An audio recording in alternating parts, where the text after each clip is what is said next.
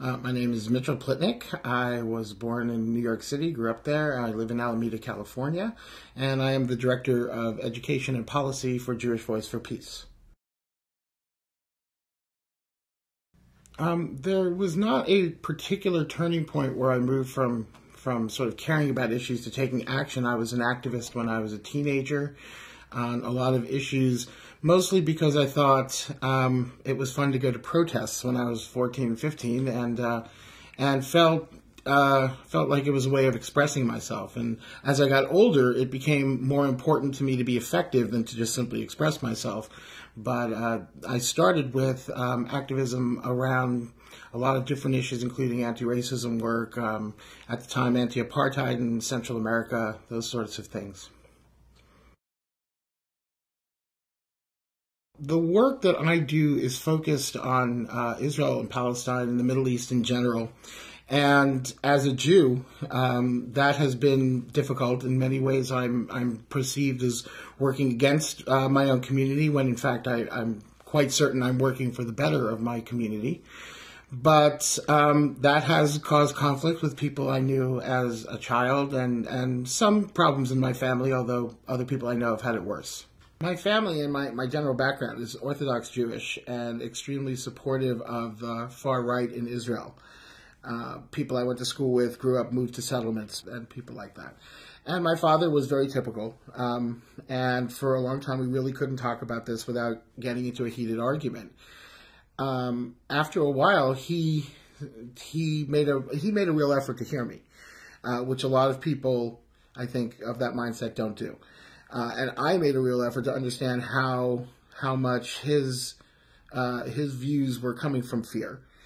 And I could understand that because it's a fear I used to share, and to some extent still do. And it's not always the easiest thing in the world.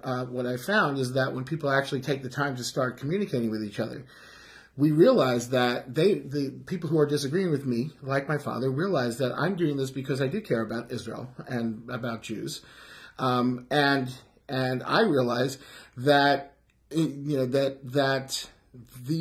my father and other people like him don't believe that peace is possible, but if it was, they would really want it.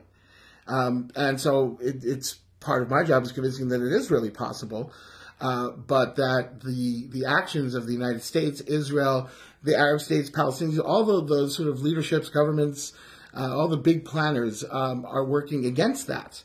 So, and how does that change? Do we just let that dynamic go on, or do we do something about it?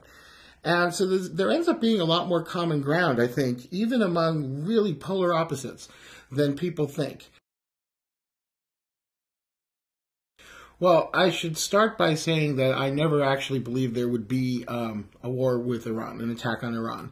I didn't exactly shout that from the rooftops, because one of the reasons that I didn't think there would be that war is because a lot of people opposed the idea. So I wasn't trying to discourage people from acting against it, quite the opposite. But for right now, between the Bush administration's reckless policy throughout the Middle East, as well as Iran's own ambitions in the region as being a powerful player, in fact, even potentially a regional hegemon in the Middle East, these two ideas are coming into obvious conflict. And that's been simmering for a while, and it got much, much worse when the major deterrent to Iran, which was Iraq, was essentially destroyed by the U.S. invasion in 2003.